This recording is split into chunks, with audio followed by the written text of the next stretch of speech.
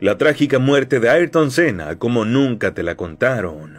Todo aficionado al motor y especialmente a la Fórmula 1 tiene un día grabado en la memoria, incluso aquellos que todavía no habían nacido cuando dicho genio logró sus mayores hazañas. Ven en aquella triste jornada el fin de muchos de sus sueños. Ayrton Senna fue, es y será una inspiración para todos los amantes de las cuatro ruedas, por su talento natural, su raza al volante, su magia bajo la lluvia, su carisma, su carácter, agresividad y técnica pilotando, y por infinidad de motivos.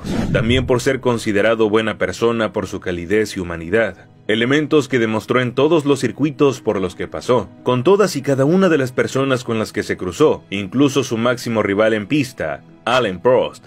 En mayo se cumplen 30 años de la partida del mítico Ayrton Senna, que es considerado uno de los mejores pilotos de todos los tiempos, para muchos el mejor, y en este día, como cada año, equipos, pilotos y aficionados le recordarán en las redes sociales con fotos, frases y videos de sus increíbles hazañas. Cada 1 de mayo, como si se tratara de un ritual, se repiten los homenajes y aunque no esté escrito en ningún lado ni haya un día internacional de Ayrton Senna, su recuerdo imborrable hace que no sea una locura asegurar que el aniversario de su partida será recordado siempre. El 1 de mayo de 1994 a las 18 horas, incluso los no aficionados al motor debieron soltar alguna lágrima. En aquel momento, los fans del motorsport perdieron una parte de su ser. En ese instante, la doctora María Teresa Fiandri, jefa del servicio de reanimación del Hospital Maggiore de Bolonia, empezaba entonces su leyenda.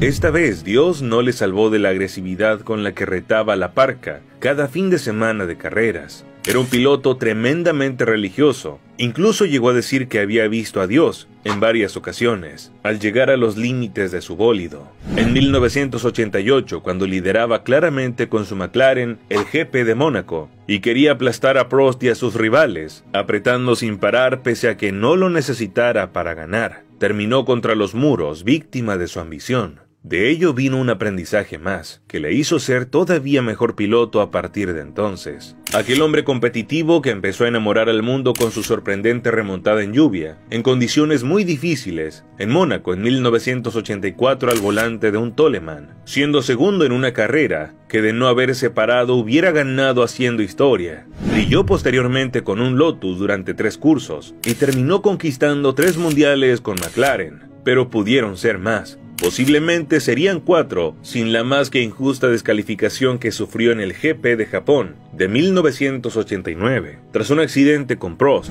Ahí el talento natural se topó con la fuerza de la política que tanto domina e influye en la F1, y que le alejó por un tiempo de las pistas al ser sancionado, por lo que la FIA entendió un pilotaje demasiado temerario. La política no pudo acabar con su dominio, se impuso a ella con su carácter incansable, batallador, luchador y ganador. Conquistó los títulos de 1990 y 91 para coronarse como tricampeón. Ayrton partió sin ser feliz del todo, sin poder aplastar a sus rivales con un bólido que no era lo competitivo que quería, y que le llevaría a sufrir un trágico accidente en Imola, en aquel 1994 que siempre será recordado. Magic sufrió un gravísimo accidente frontal a 320 km/h contra el muro de Tamburello en Imola. Su cuerpo inmóvil con la cabeza apoyada en uno de los lados de su cockpit ya avisaban lo peor.